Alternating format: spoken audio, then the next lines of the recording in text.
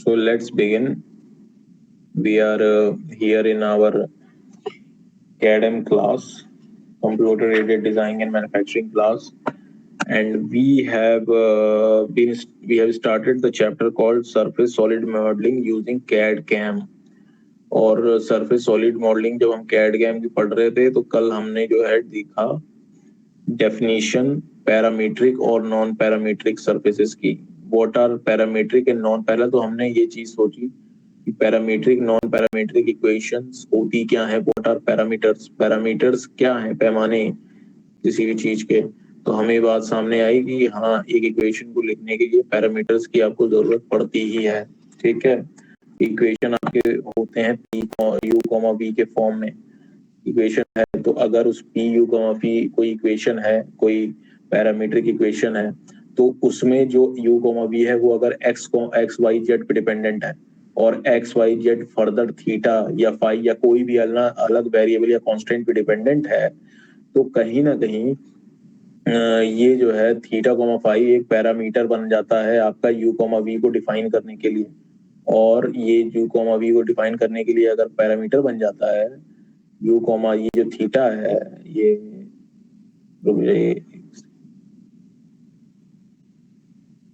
जो थीटा और फाई है, अगर ये यू कॉमा वी को डिफाइन करने के लिए पैरामीटर बन जाएगा, ये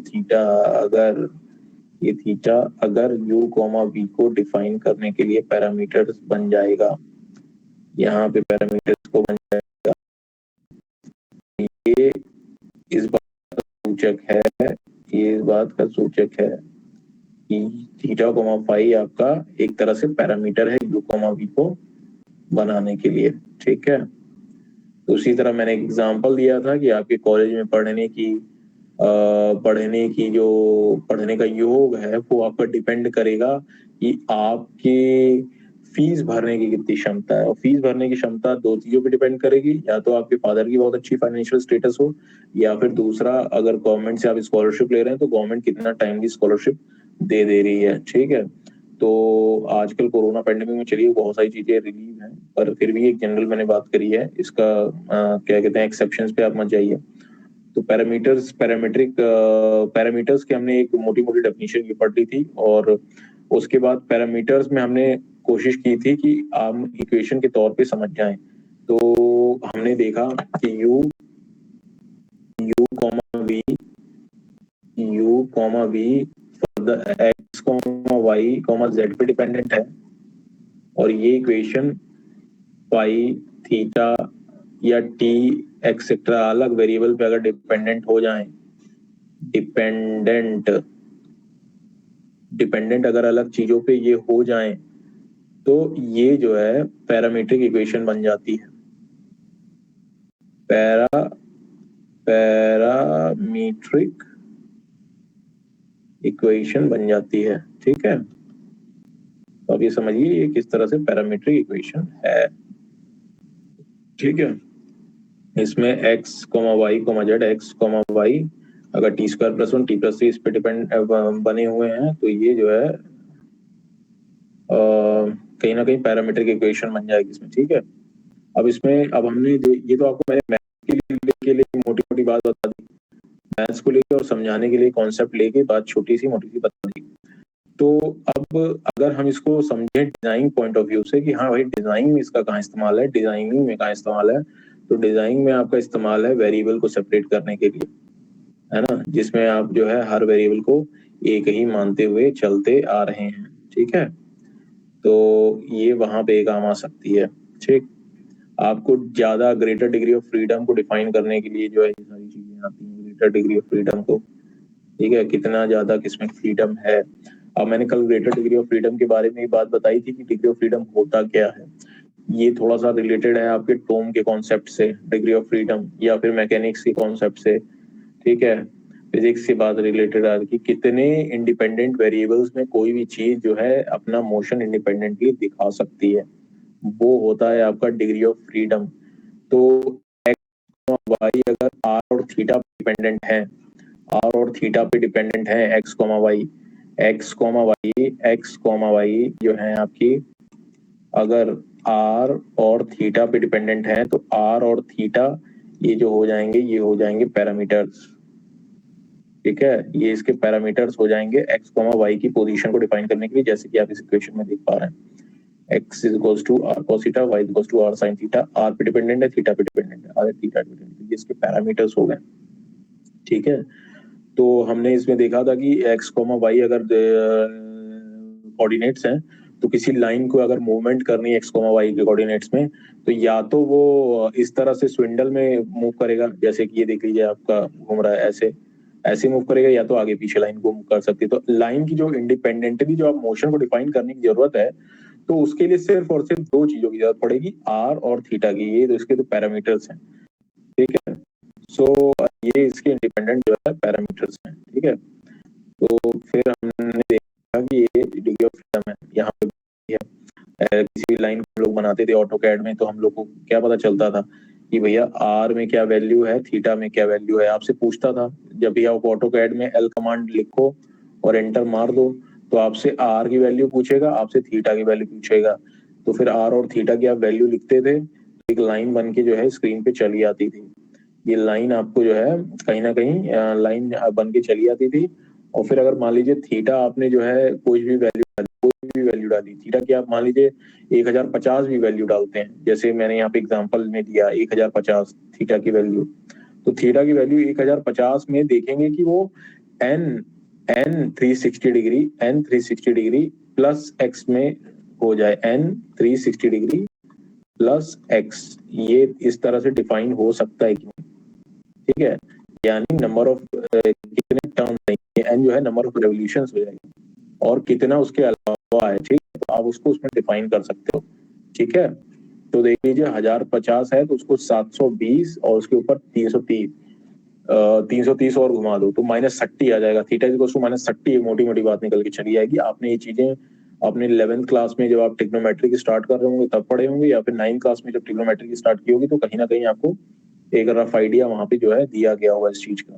ठीक है, कि ये जो है थीटा, ये जो थीटा होता है, ये नंबर ऑफ मल्टीपल्स होते हैं रेवोल्यूशन के। ठीक है, आप इसमें भी इसको डिफाइन किया जा सकता है, जैसे कि आप लोग ने देखा होगा 2 पाई बराबर 360 डिग्री, ये जो है ये स्टैंडर्ड बात है, स्टैंडर्ड इक्वेशन है ना। कितनी बार और इसको ऐसे से घुमा दो नंबर ऑफ रेवोल्यूशन, तो उतना ही यहाँ पे मल्टीपल इसके बनते चले जाएंगे n से।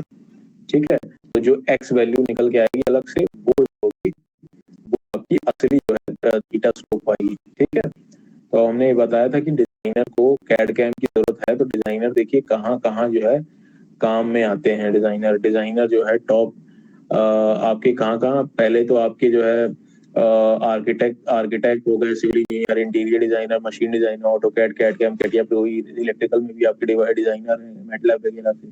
ठीक है, और उसके बाद आपके CSIT में तो है ही है, जावा डेवलपर, लिनक्स डेवलपर, आजकल हो गया है पाइथन के डेवलपर भी आ गए हैं। ठीक है, तो ये सारे जो कुछ डिजाइनर हैं, ये एक इनोवेशन करते हैं, ये इनोवेशन का काम करते हैं।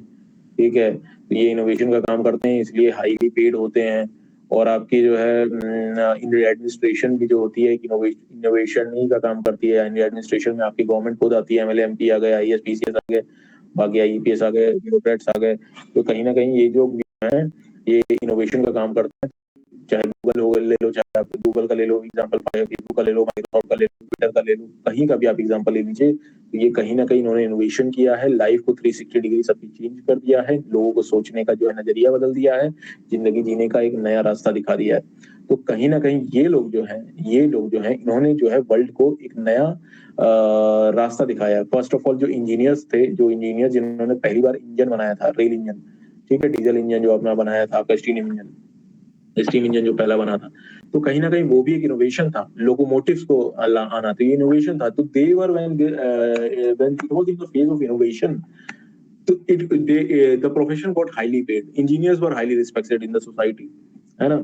पर एज सुन एज जब ये इंजीनियर्स जो थे ये आपके रोड लर्निंग में आ गए, मतलब इन्होंने इनोवेशन खत्म कर दिया, डीजल इंजन की जगह अब जो है इलेक्ट्रॉनिक्स से रिलेटेड MPPI जो इंजन आ रहे हैं। तो जो पुराने जो इंजीनियर्स का काम था वो सिर्फ और सिर्फ मेंटेनेंस का रह गया, मेंटेनेंस और रेगुलर वर्किंग का रह गया। तो इसमें कोई इनोवेशन का काम नहीं हो रहा है। तो ये they not bid very handsomely as that of designers और द इनोवेटर्स और द डेवलपर्स। तो आप समझिए, तो एक डिजाइन की एक फील्ड है, जो हमारा मेरा कहने का तात्पर्य ये है कि जो हमारी डिजाइन की फील्ड है, ये एक इनोवेशन की फील्ड है। आप इसकी पॉसिबिलिटीज इनफाइनाइट है। अगर आप इसमें चाहें तो आप रास्ता जो है कोई भी तय कर सकते हैं, और मंजिल आप खुद बना सकते हैं, चुन सकते हैं। लोगों के एग्जाम्पल सामने एक एग्जाम्पल सेट कर सकते हैं। CSIT इंजीनियर रेवोल्यूशन ला सकता है। बिग डेटा एक अपने आप में रेवोल्यूशन है। आप आर्टिफिशियल इंटेलिजेंस, मशीन लर्निंग अपने आप एक इनोवेशन और जो है बनता जा रहा है। तो इस इनोवेशन को हमको जो है करना है। हमको पहले भी उसके लिए बेसिक्स समझने पड़ेंगे। उसको हमने सामने लाना है समाज के एक इनोवेशन के तौर पर। जैसे आज हमारे बीच जो है बातचीतें हो रही हैं, वो ऑनलाइन माध्यम से हो रही हैं, मीटिंग्स के माध्यम, गूगल मीट जैसी ऐप्स के माध्यम से हो रही हैं, जूम की ऐप्स के माध्यम से हो रही हैं। तो कहीं ना कहीं हमारा जो वर्ल्ड है पूरी तरह से वर्चुअल हो गया। ऑफिसेज भी वर्चुअल हो गए, क्लासरूम्स भी वर्चुअल हो गए, सारे जो बिजनेसेस हैं वो भी वर्चुअल चलेगा। ये कहीं ना कहीं एक बहुत बड़ा इनोवेशन था। और ये इनोवेशन इसलिए पाया है क्योंकि कोई ना कोई वर्ल्ड में तब एक इनोवेटर, एक डिजाइनर, एक डेवलपर की भूमिका में था, जिसने जो है जिंदगी जीने का एक नया रास्ता दिखाया पूरी दुनिया को। तो ये लोग ज्यादा पेड होंगे, हाईली पेड होंगे, हाईली रिस्पेक्टेड होंगे सोसाइटी में, हाईली वैल्यूएबल है सोसाइटी में, एसेट है सोसाइटी के, क्योंकि बिकॉज इन्होंने वर्ल्ड में एक रेवोल्यूशन लेके चले आए, rather than those people who are doing the rote learning, who are doing what rote learning से जन्मे, या फिर रेगुलर रूटीन वर्क जो करने वाले हैं, उनसे ज्यादा ये लोग पेड होंगे। तो डिजाइनर्स आर, देख लीजिए कहाँ पे आपके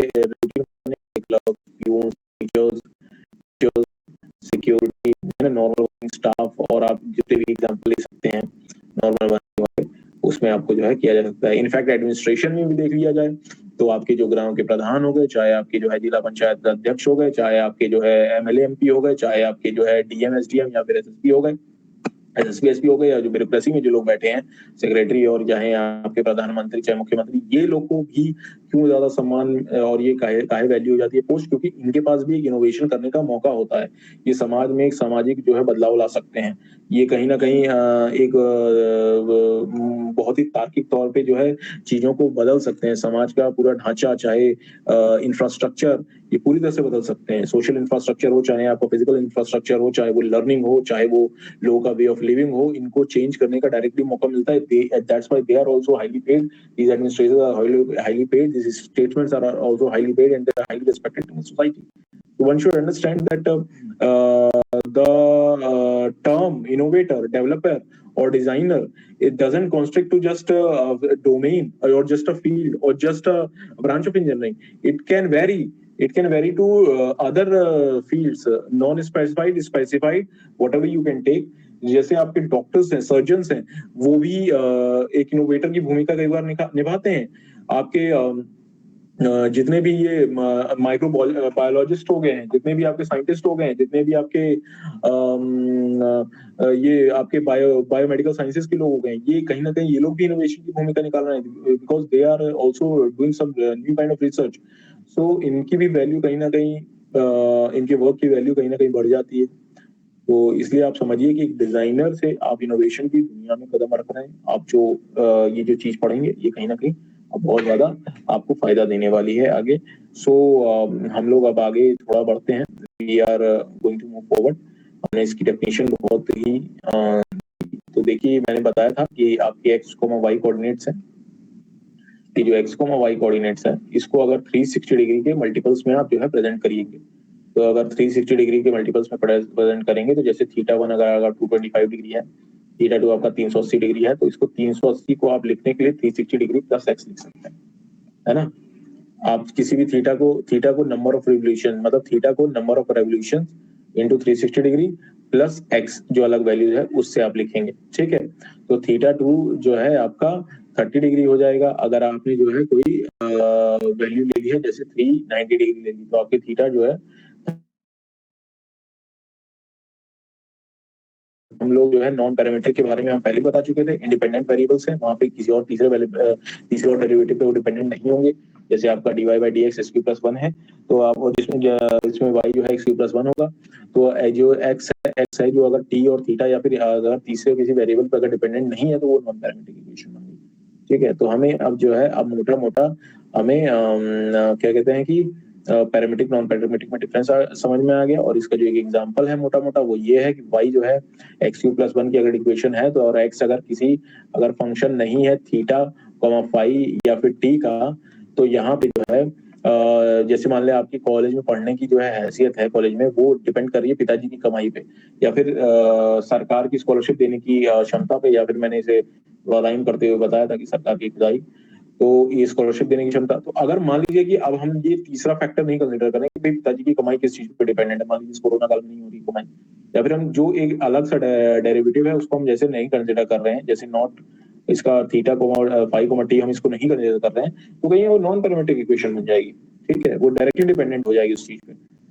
तो आप देखिए इसका ये मतलब है x y z को हम जो है इंडिपेंडेंटली ऐसे लिख सकते हैं। ठीक है, तो अब हम लोग जो है अगला जो पढ़ने जा रहे हैं वो पढ़ने जा रहे हैं रिवॉल्व सरफेस क्या होते हैं, रिवॉल्व सरफेस क्या होते हैं, रूल्ड सरफेस क्या होते हैं, चाहे भाई 3D सरफेस क्या होते हैं। ठीक है, तो इसके बारे में हम जो है थोड़ा सा विस्तार से अब पढ़ेंगे, और विस्तार से पढ़ेंगे तो सबसे पहले हम शुरू करते हैं अपना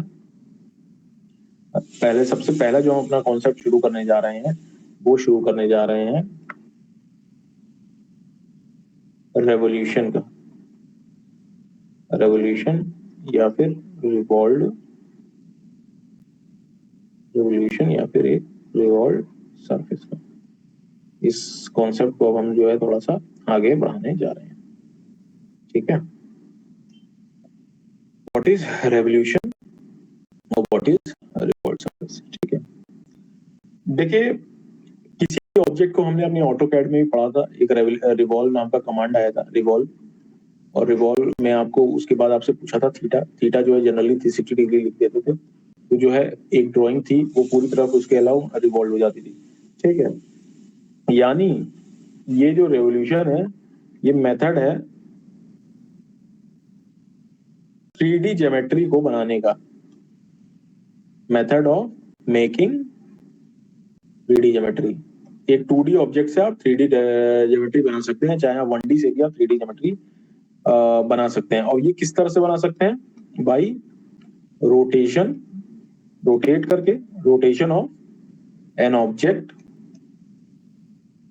एक ऑब्जेक्ट को किसी एक केंद्रीय रेखा के अराउंड घुमा के जो है आप इसका जो है रोटेशन कर सकते हैं। ठीक है, यानी आप इससे और क्या बना सकते हैं, रोटेशन रेवोल्यूशन से आप बना सकते हैं सरफेस और सॉलिड शेप, कोई भी सरफेस या सॉलिड शेप आप इससे बना सकते हैं। ठीक है, तो अब इसका एक एग्जांपल हम आपको देते हैं। ठीक है, जैसे मान लीजिए आपका ये है एक लाइन हुई और ये आपकी कोई एक्सिस हो गई, मैं कह देता हूं जेड, जेड एक्सिस हुई। ठीक है, अब इस लाइन को, एल लाइन को अगर आप इसको आप जो है रिवॉल्व करा दें 360 डिग्री, तो इसमें जो नया 3D फिगर बन के आएगा वो आएगा एक सिलेंडर, एक सिलेंडर बन के आपके सामने चला आएगा। ठीक है, और यही उसकी एक्सिस जो है ऐसे रहेगी। ठीक है, जेड एक्सिस उसकी एक्सिस रहेगी, और जो ओरिजिनल लाइन थी, जो पहले की लाइन है, वो लाइन कुछ इस तरह ही पहले से भी अभी भी बनी रहेगी। ठीक है, ठीक है, तो ये लाइन को जो है आप जो है समझ के चलिए कि इस तरह से जो है लाइनें आप जो है घुमा के कर सकते हैं। ठीक है, तो रिवॉल्व या रेवोल्यूशन या रिवॉल्व सरफेस को हम इस तरह से जो है बना सकते हैं। देखिए 360 डिग्री हम घुमा के एक नया 3D फिगर हम जो है जनरेट कर सकते हैं। और ये जो फिगर था ये आपका क्या था, 1D फिगर था, 1D फिगर था, एक ही डायमेंशन में था। ठीक है, जेड में आपके। ठीक है, तो इस तरह से आप इस चीज को जो है समझिए। ठीक है, सो अब हम लोग जो है नेक्स्ट अब जो डिफरेंट डिस्कस करने जाएंगे वो अपना होगा रूल्ड सरफेस। ठीक है।